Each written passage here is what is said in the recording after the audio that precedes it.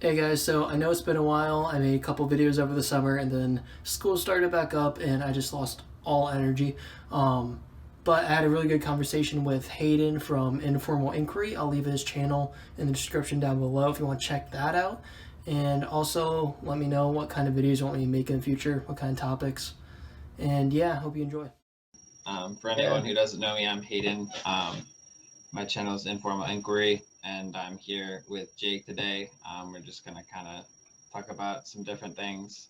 And for anybody who's wondering who this girl is in the background, that's my girlfriend. She's just minding her own business. So, Yeah, my name's Jake. I think my channel name's Rabbit. I just kind of like to focus on more of like mental health, psychedelic kind of stuff. I had eating disorder a while ago, and then mushrooms helped me bounce back from that a while ago.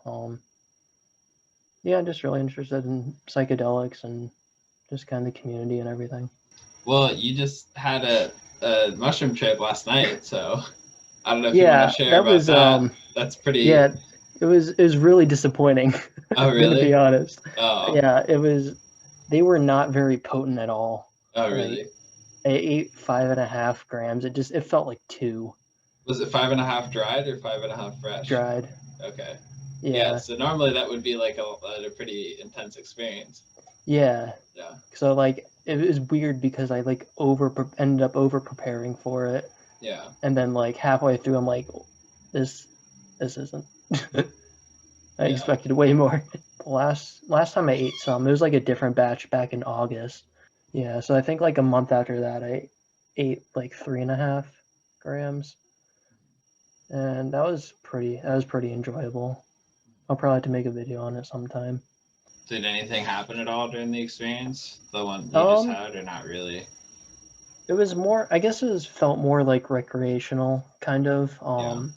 I spent like the first couple hours just laying in bed in the dark, and then I ended up just like rolling around. Like the tactical sensations on like your skin felt really nice with like blankets, and so I was just rolling around my bed laughing for like after that. Yeah. And then I went down to play with my sister, and she was like 5 at the time, Mhm.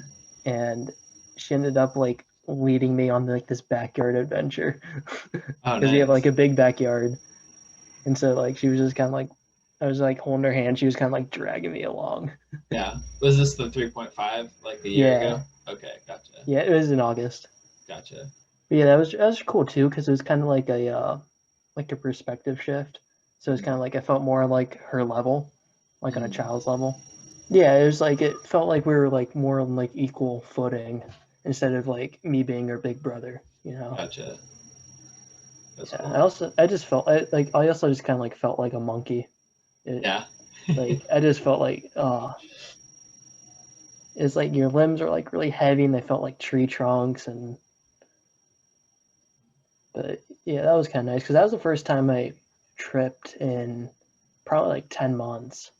What do you usually like look for? Like what has been like helpful for you? Because you keep going back to mushrooms, so obviously like something is. Yeah, so like thinking like summer 2019 was when I was using the most. It's probably like every week or two. Um and then and then like the last before I stopped um last year, it was like I kind of noticed like the last one or two times I was doing them, it just kind of got a little boring. So it was kind of like a signal for me to take a break from them. Um, and then I think like 6 months ago, I just decided just to go for it again, and then I just ended up having a good time. So when you're going into experiences, are you looking like for anything in particular? Or are you just kind of like open to the experience of whatever happens?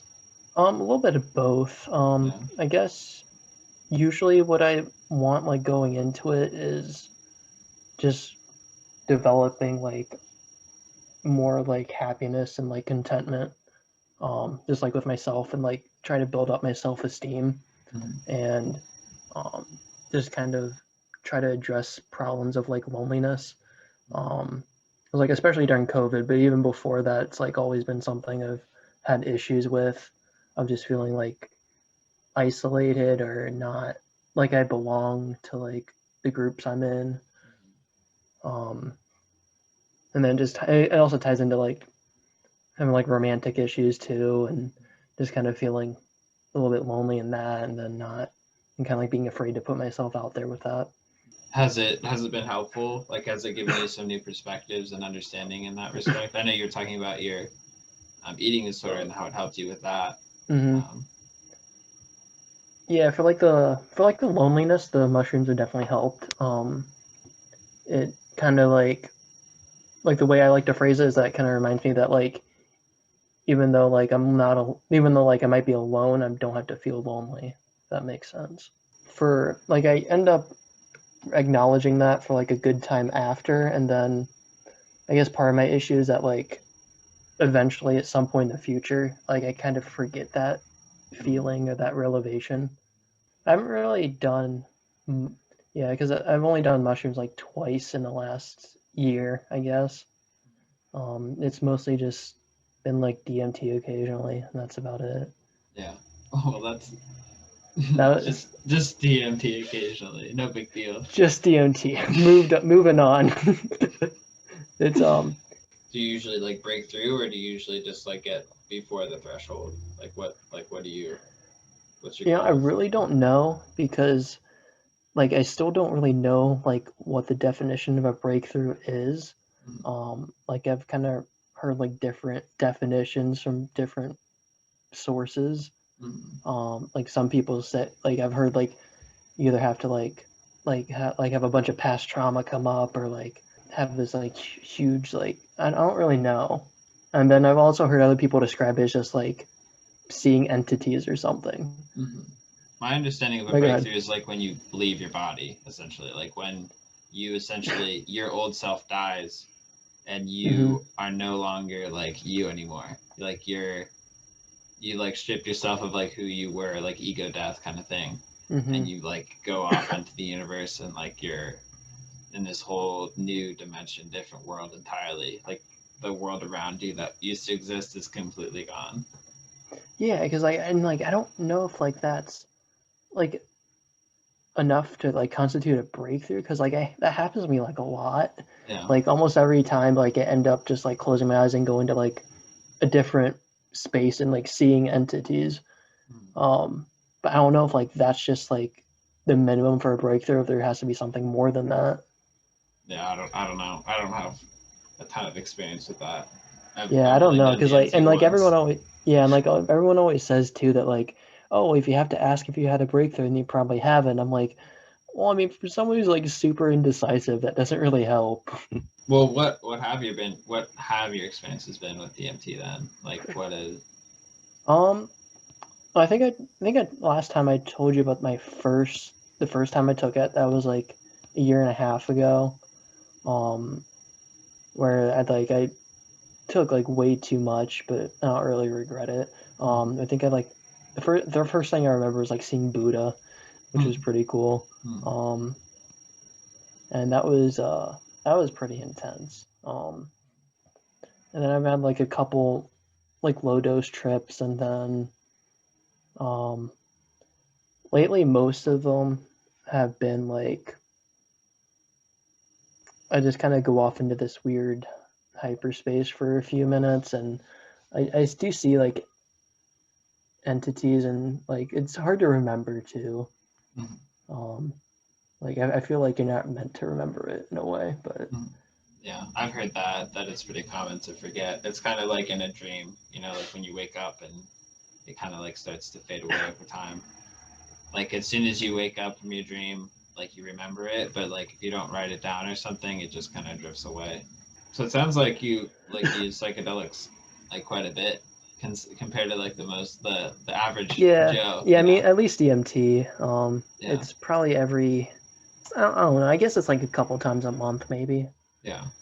which isn't like it's not like too crazy, but And has DMT like taught you anything or like helped you understand anything like mushroom has or not? um, like I wish I could say it did, but I think with DMT, it's like too short acting to take away any like meaningful lessons. I Yeah. guess it's more.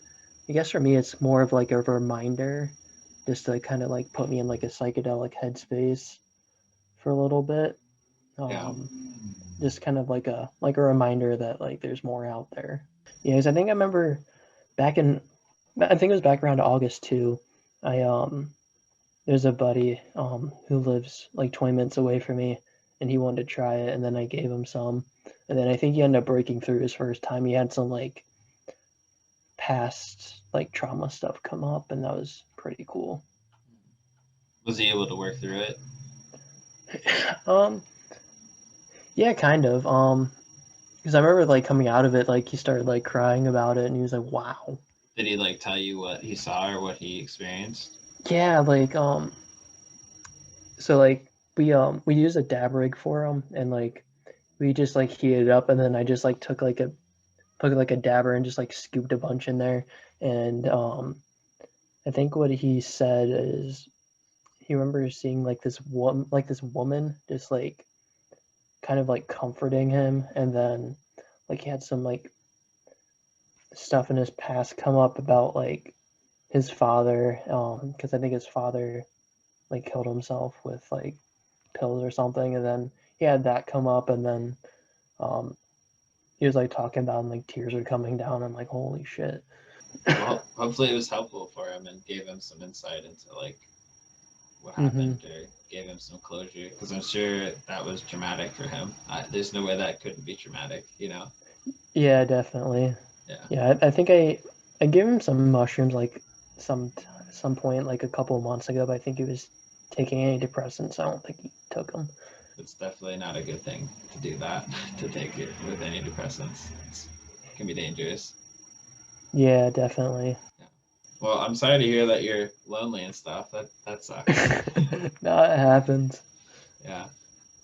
Is there not anything like around? Well, during COVID, it's kind of hard to like. Yeah, like it's been worse since then, but I guess like just in general, I've always had issues with like putting myself out there and being like more sociable and like going out and doing stuff. I I struggled with a lot of social anxiety in high school. It was like one of my biggest challenges. Like I was so scared that I was like afraid to ask to order something at like a restaurant sometimes. I'd get like nervous when the waitress would come up. I'd be like, oh my God, like I don't know, like if I can do this, you know. Yeah, I was always like that until like 2 or 3 years ago. Yeah. It was really hard. I've gotten better since then. Like a Yeah, me lot too. better. But I can understand because I moved schools quite a bit growing up. I changed a lot of school districts. Hmm. My parents weren't in the military or anything. That's usually what people ask me first thing, like when I say I Hmm. changed school districts. But I just like changed from like private to public, and then I changed states, and then I changed again public to private, and then I changed, yeah, just changed a lot. So like I never Hmm. really felt like I had like a foundation when I was a kid. Like excuse me, I started like building my foundation in Colorado when I was like living there for like most of my life till like I was like 11. Hmm. But then when I moved, I felt like I didn't have any friends anymore and stuff. Um, and it was kind of hard to deal with that. And I think that contributed to some of my anxiety, later in life and stuff. I was Hmm. still struggling with it, I think, when I was 11, but I think it aggravated it by changing states. Yeah. Um, What helped you get better at that? Was just like getting older, or just I think it's perspective, like over time, because I think some of the things that I thought were super scary at the time, I mean, they were scary for me at the time. Like having some time and perspective um, over the years has sort of helped me with that. I've also been through like a lot of counseling. I've been through like 6 years of counseling now. hmm. So that was super helpful to gain insight and perspective into things. Yeah, mostly just reevaluating my thoughts and realizing that sometimes situations aren't as scary as what they seem to be. So, Yeah, I've had to learn. I think I've had to learn that a little bit too, because like yeah.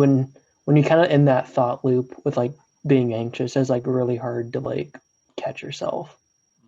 Yeah, because like I found the thing that kept me in anxiety the most was like resisting the anxiety. So the anxiety would come up, and then to get anxiety about anxiety, you know. Mm-hmm. And so that was the biggest problem, was being able to like recognize the anxiety and then not resist it, but like allow it to be there and still like do stuff, you know, instead Mm-hmm. of like reacting to the anxiety, which is like my default response is always like push it away, it's bad, you know. And I've realized Mm-hmm. that like it's not bad, it's okay, like just let it be there. And Mm-hmm. it's a different relationship, I guess. It's more of like an embracing relationship rather than like a pushing away, which usually creates more anxiety. Mm-hmm. I hope that when COVID ends, that you're able to, you Get know, out more, yeah, and socialize. get back out there. Yeah. Yeah. There's, especially around like where I live, there's like nothing to do. Oh, really? Yeah. Where do you live? You're in Ohio too, right? Yeah. Yeah. I really wish I could move, man. Like I do not like Ohio. Yeah. I don't plan on staying in Ohio either. I'll probably end up on the West Coast somewhere, maybe like I don't know, Oregon or Washington or That's what I'm thinking, yeah. yeah. They do criminalize drugs in Oregon, so Yeah, they did, yeah. which is Yeah, it's a step in the right direction. I think definitely. eventually our country will decriminalize all drugs. That's what I'm hoping for. Yeah, It's that's the so goal. stupid. It's so stupid that people are in prison for, you know, doing drugs. Um, Especially like drugs, like hard drugs, you know, like why are they in prison for that? Like that's already a punishment in itself, is doing the hard drugs. Like most people don't want to be a heroin addict, you Yeah, know? like yeah, no one like wakes up and just like and they're just like, yeah, let's do heroin. Like there's like Yeah. environmental conditions that lead to that. Yeah, exactly. So I think they decriminalized and they invested most of that money from taxing pot into recovery for hard drugs. I'm pretty sure. Yeah, because I know like I think opioids are pretty bad in Ohio. Yeah, super bad. And Dayton's like a huge like trafficking area for drugs and like human trafficking Mm-hmm. and stuff. So um, yeah, it's not great because I think Ohio used to be like a big industrial area, and so industry's kind of Yeah. gone.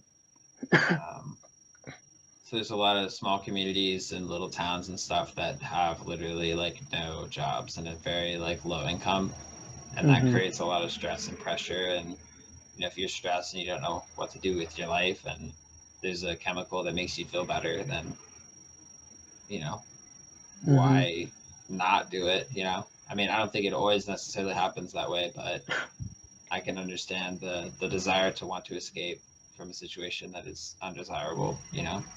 Yeah, it's like it sucks that like a lot of people don't like understand that and then they have like no empathy towards like the issue. It's a lot of people possibly who aren't willing to put themselves, or at least try to put themselves in someone else's shoes and try to Mm-hmm. feel the pain of others and feel like, at least, I mean, I can't feel someone's pain, but I can imagine what their pain would be, you know? Mm-hmm. I'm never going to say I know what someone feels like, because that's, you know, disrespecting them, you know? But Mm-hmm.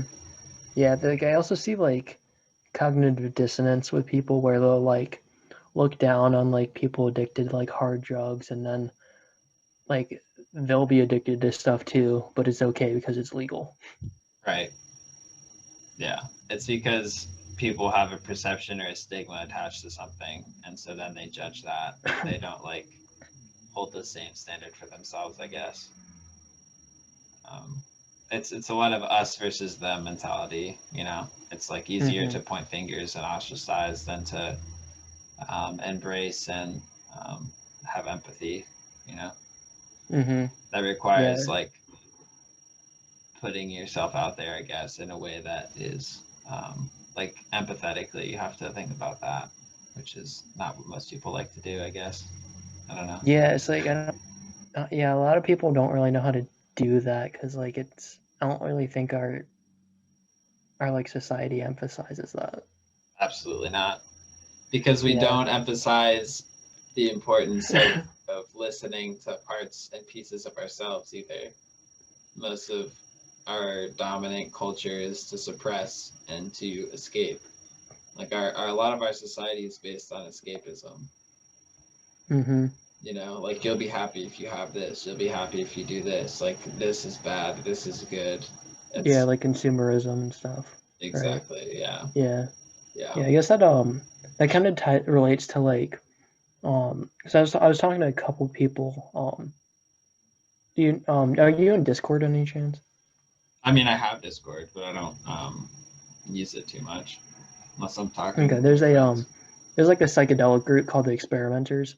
I don't know if you've heard of it at all. Mm-mm. Okay. I think it's got like 15,000 members. There's like this weird person that was like saying like some really weird shit about it. And it just kind of like got me thinking about just kind of like how politics are kind of like related to psychedelics, or like for the most part, like the psychedelic community is like pretty chill about that stuff. But then like every once in a while, there'll be like people in the community who are like they'll like go off on like these really weird like fringe beliefs. Could you have like an example? Like they'll go off on like this, I guess like far right, like almost like anarcho-capitalist kind of bend. And it's like really hyper individualist, and that's kind of like the opposite of like what psychedelics should teach us, like the opposite of individualism. Because I think what happens like I think when a lot of people take psychedelics, it kind of like shows us just like how kind of like messed up like the system we live in is, and how like the way our structure is set up and how our government's set up, and how there's like all these things wrong with it, which there is. But then like they'll like take that, and then instead of being like, I want to like reform it and change it for the better, they go off in the other direction where it's just like, let's just tear it all down, burn it all down. Mm-hmm. Which I personally don't think that's like the best approach, but that's just kind of like the other reaction. Right. Yeah. I mean, there's two different ways to go, and I guess some people go one way and some people go the other way. I think they're both true in some ways, because like I think there are some parts that need to be sort of broken down and rebuilt, but then there's other parts that are like, you know, we still need to maintain and move forward with, you know. Mm-hmm. I think the problem becomes when like somebody goes on extreme and they don't realize how extreme they are, and they don't take any feedback from the other side or any other perspectives in mind, so they get kind of stuck in a loop. And yeah, that's an issue. I think that's kind of where the issue starts to happen. But if somebody has a perspective and they're willing to listen, and they like, I don't know, I think a lot of the problem comes when people get stuck in their isolated center of, this is what my worldview is, kind of thing. Yeah, because I think on the other side of that, like one of the issues too is that like if like having a belief on something that's like within the public discourse considered extreme when it's like really not, you know, like socialism in our country, or just like the fact that America is the only country without universal health care. Like, yeah, it's only radical here. Yeah, well, yeah, socialism basically. Yeah, I mean, kind of, yeah. I mean, socialism is basically like systems in place that are for the common good of the community. Essentially. So socialism would be socialized healthcare. That would be universal healthcare. Yeah. Basically, all of Europe is socialist. Mm-hmm. And like, there's people that say that like no socialist countries have like succeeded or like have been successful, when like clearly like, you know, a lot of countries in Europe are doing pretty well. And yeah. I mean, a lot of those are they're like social democracies where it's like, it's still kind of capitalism, but it's like kind of supported by like socialist policies and stuff. Right, it's a balance. It's not like an extreme of one side or an extreme of the other. It's like a Yeah. balance. It's basically they've implemented structures that support the citizens in a way that they wouldn't be supported if they didn't have those structures, like in the U.S. with, like you said, universal health Hmm. care. Yeah, I feel like one of the best things we could do would be something, I guess, something like worker co-ops. Like those would just like help so much. What's a worker co-op? Um, I don't know like too much about it. But like from what I've heard, it's like they're like worker cooperatives where um it's kind of just like socialism in the workplace where it's like Like a union? worker kind of like worker ownership of like the means of production instead of having like a CEO or like boss at the top, it's like collectively like owned by like all the workers and stuff's like democratically decided and stuff like that. Yeah, REI is like that. What is REI. REI? Yeah, REI. It's recreation. I forget what the acronym is, but it's a co-op. Mm-hmm. It's an outdoor recreational equipment incorporated, but it's owned by the customers and the employees, basically. Yeah, yeah. Because I know like a really popular one. I think in Spain's like Dragon Corp or something. Apparently that's been like pretty successful. But I'd be interested to see what the logistics are and how that kind of unfolds. How it's mm-hmm. different from like a regularly run corporation. Be interested to see Yeah, because like it'd be interesting to see the difference between that and like a union because the union's kind of like it's kind of like the workers versus the corporation. It seems. Um, Whereas what yeah. you're suggesting, I think unions are more like bargaining and yeah, stuff for like the stuff they need. right, And then I think worker co-ops are just like the workers like own the business that they right, work at, right. which I think So would make them more like productive, honestly. Like if you have a stake in something, you're probably gonna work harder for it. yeah, it'd definitely be interesting to look at. I might take a look and see um, how that works and Yeah, I um, think I have. There's like a research doc I found that that might have some studies on it. yeah, if you find it, just send it to me on Instagram and I'll take a look at it. Yeah, yeah, I can link it to you. 'Cause I watch there's a I don't know if you heard the YouTube streamer. His name is Vosh. Mm-mm. No, I think he's kind of like a libertarian socialist. He does like a lot of streams and like a lot of content about like politics and stuff. He explains some of this stuff really well. So what else is going on, man? I guess the newest thing in my life is probably CBD flower. Yeah, yeah, you mentioned that. Yeah. Yeah, because that was something I enjoyed. I mean, I enjoyed smoking cannabis, like Hmm. until it led me to be psychotic. Um, Yeah. that was not great.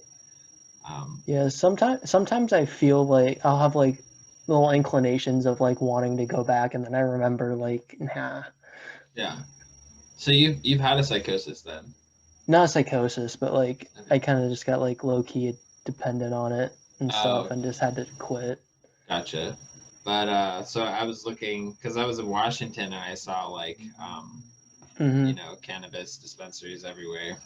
Yeah. So I got nostalgic and I came back home and I was like, I wonder if there's like a CBD flower, like because I know Hmm. CBD is not psychoactive and um, it's not. It actually has antipsychotic properties. So I looked it up and I was hoping like because Michigan it's legal, like everything's legal there Hmm. for cannabis and stuff. So it's like, oh, Yeah. maybe I could drive up to Michigan. And I looked up CBD flower and like stuff popped up like for Ohio. And I'm like, wait, what? You're Hmm. telling me that like CBD flower is like legal? So I like went to a shop the next day and like bought some. And Hmm. like at first I kind of had like a weird reaction to it because I don't know. I think I was paranoid because like I didn't want to have like I don't know something bad Yeah. happen, Yeah.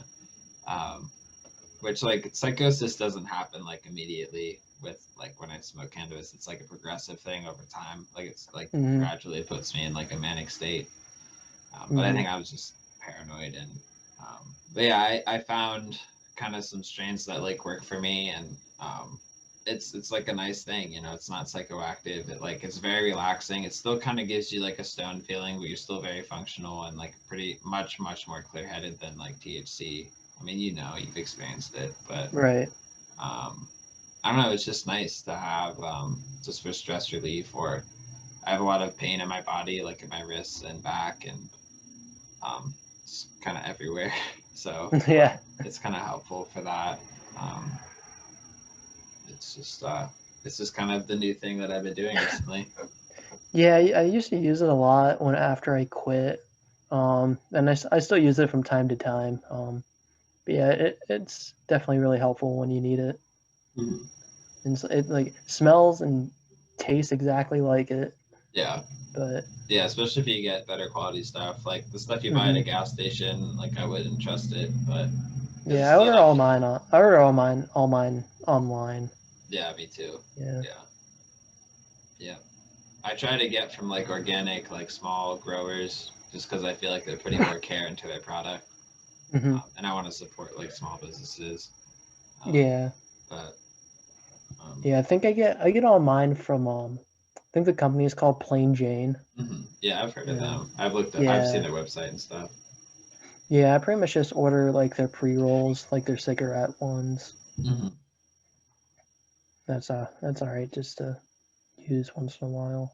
Yeah, you said it helps your stomach, right? Yeah, like I'm having a bad day with it, and it just kind of relaxes me a little bit.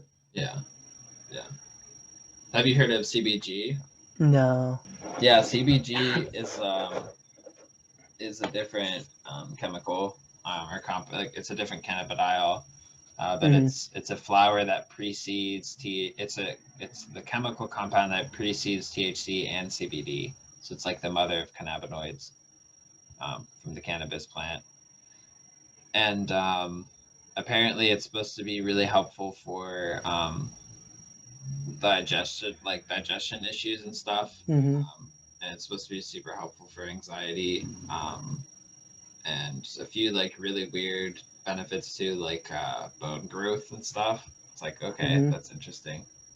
So I didn't know if you tried it, because I know that you have I don't think I've heard of it. Yeah, Plain Jane has some on their website.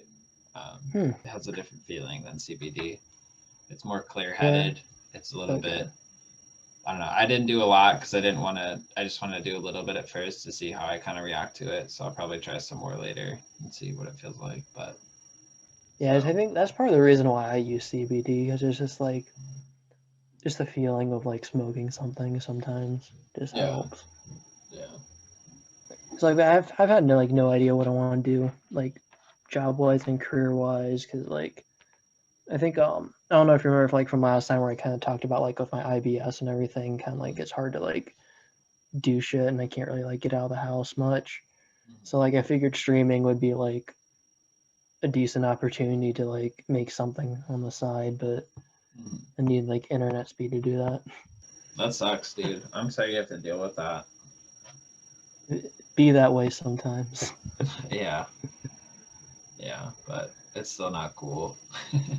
Yeah, because like it just kind of like it's hard to like not compare myself to like other people. So like there's just like a lot of issues like self-esteem and like self-worth and not being able to do what I see other people doing. And I struggled with the same thing when I got my concussions. I had a few concussions, and then I wasn't able to do the things that I was able to do before I had the concussions, and that was really hard for me because I always like my identity was always like sports and like being active and like doing things like that, and so I kind of had to like stop doing that and like finding other ways to sort of find outlets, and that was hard for me to sort of make that transition, I guess. Like now it's fine because it's the new norm for me. Like it's like if somebody asks me to come play soccer, I'm like, maybe not, because if I get hit in the head again, it's like who knows how long I'm gonna have symptoms for, you know. But yeah, it's not fun. Yeah, what are some of like the outlets you use? If I want to exercise, I'll go swimming. but team sports are pretty much out. And if I really wanted to, I could go rock climbing. That would be fine. Yeah, I started doing that like a couple months ago. That's Yeah. pretty fun. There's like an indoor rock wall like in Akron. Mhm. So that's pretty cool. Yeah. Yeah. So there's ways for me to like do stuff, but Hmm. um, I just have to be careful. Yeah, I think exercise is probably like one of the only outlets I have right now. I still work at the YMCA. The YMCA. Okay. Yeah. So you work where you can work out. Yeah, it's like my second home. Yeah, that's convenient. Yeah. Kind of sucks when like half the country thinks it's fake. Yeah, I mean, I don't think half the country, but I know what you mean. Oh Like, yeah. I know what you mean. Like, yeah, there's a lot of like pushback on the mask thing, which like I don't understand. I mean, I do understand, but like I also don't understand because it's like not that big of a sacrifice. It really isn't. Like I have asthma and like I have like lung issues, so if I can like work out and rock climb in like a mask, there's like no reason other people can't. Yeah, It's like it's it's so weird just seeing like these grown adults like throwing temper tantrums. It's yeah, really weird. it's a little immature. I feel like Yeah.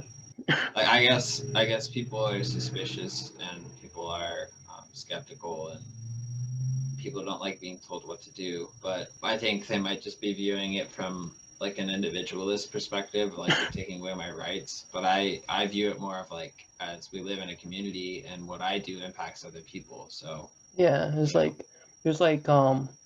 I guess like the concept of like positive freedoms and like negative freedoms. I forget which one's which, but it's like having the freedom like to do something than like having the freedom from something. So mhm. it's like I also have the freedom like to not contract a deadly disease.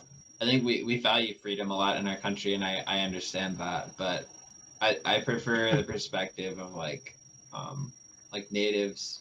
Not all natives. I don't like saying like all natives because they're all different peoples. But like Hmm. I heard something that a native group said, which is like focusing on responsibility rather than like freedom, like responsibility to the earth, responsibility to the community, responsibility to like their ancestors and to the future generation.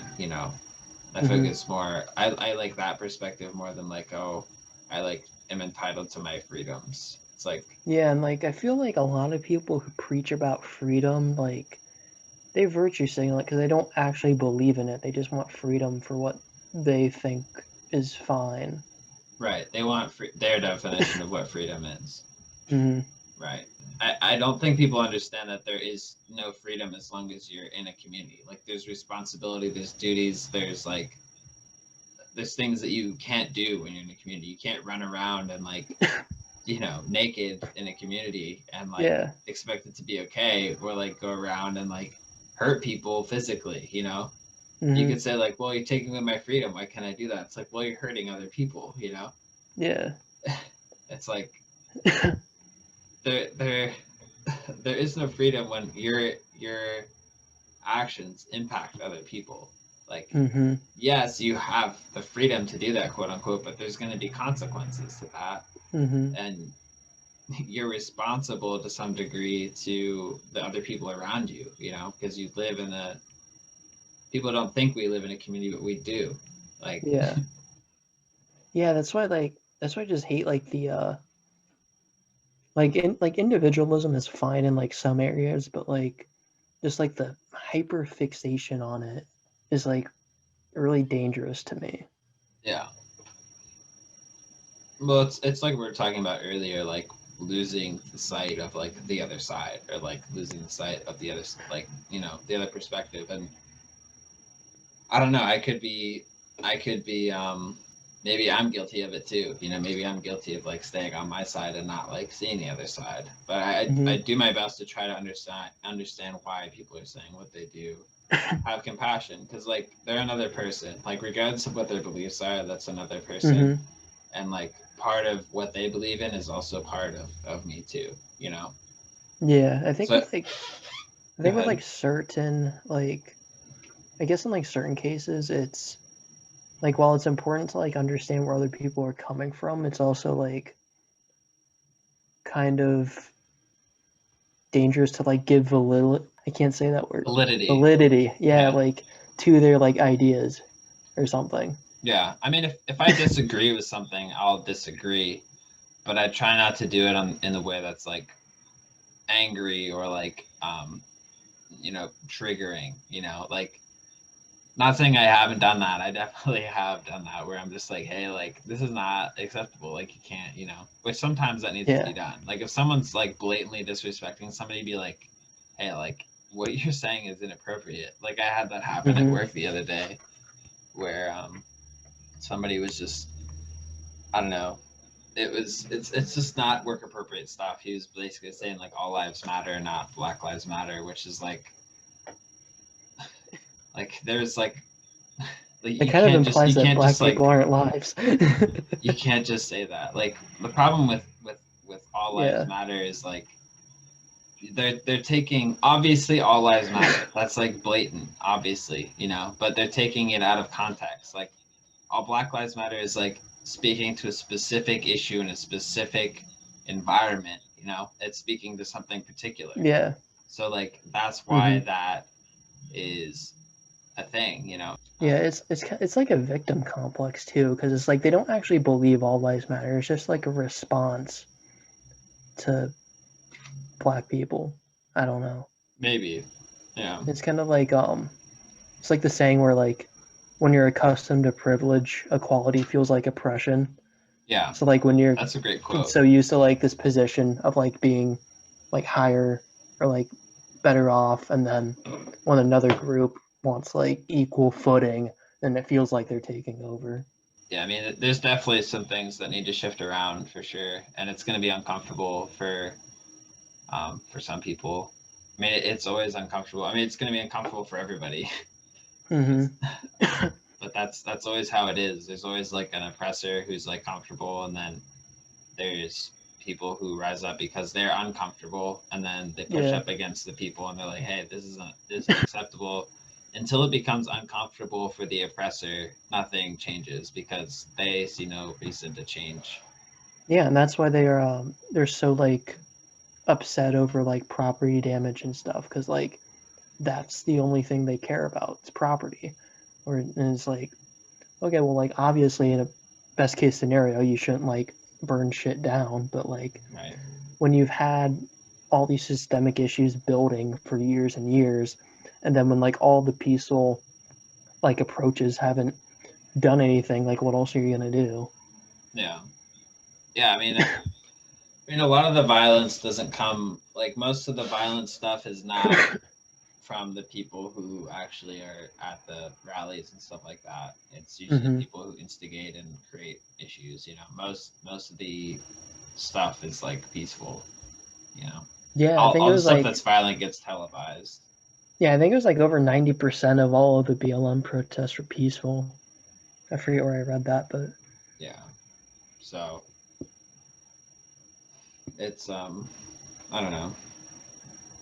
yeah, because like I think what like I've tried explaining to people where it's like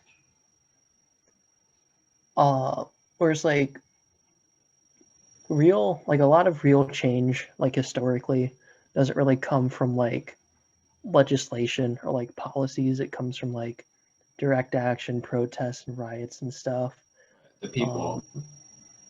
and it's like well, like you can be mad about violence, but like it's pretty like entrenched like in America's history from like we had In we had human BLM. history. Yeah, like we've had yeah that too, but like even in just in America, we've had BLM, and then we had like the Stonewall riots in like the 70s for gay rights, and then we had like property damage done during the civil rights movement, and then even going all the way back to Boston Tea Party. Like Boston Tea Party was like huge amounts of property destruction. Yeah. Yeah. I mean, violence is just, it's a human thing. Like at first people are peaceful and they try to go about it the right way or whatever.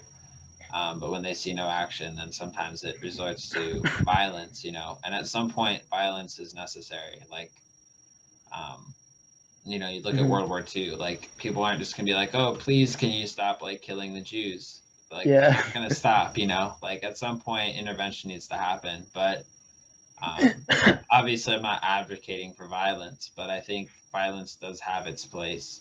Yeah, like it's not, yeah, like it's not preferable, but like shit Uh, happens sometimes. yeah, when action isn't being made, like violence is going to happen. It's not a matter of like will it or does it. It's not a matter of like will it, but if someone's oppressed for long enough, a group of people is oppressed for long enough and no action has been made, violence will occur. Hmm. That's at least where we are now in our evolution. That's the case. Maybe at some Yeah, point that won't be the that's like case. also one of the things I've been like thinking about like philosophically, where like if we as a species are like inherently like good or violent or tribal and stuff like that. Because like on the one hand, I'd like to wish that like we're inherently like good and morally acting and stuff, and then sometimes I'm just like we're inherently like terrible. Well, what is good and bad? What is the definition of good and bad? I don't know. Where does good and bad come from? I don't know. I guess like when I think of good, it's like more like empathetic and communal and like wanting to like make the world a better place, I guess. Mm. And then I guess I don't know. But who decides what good and bad is? Because there has to be like someone who decides what good is and someone who decides what bad is. Yeah, I mean, I think it's just like we do. Like we decide what's good or bad for ourselves, like collectively, and it just like changed based on the time period, I guess. I don't know. We, as in like the human species, I guess like stuff that was like considered moral back then is now considered immoral. like slavery, stuff like that. Yeah. Other things too, but torture. We still torture people. Oh yeah. That's fun. I hope that's sarcasm. No, yeah, that's definitely You said that so nonchalantly. I'm like, oh god. oh no. Oh no. No, waterboarding at Guantanamo Bay sounds fun if you don't know what either of those things are. Yeah, waterboard. It sounds like surfing. Yeah. You want to go waterboarding?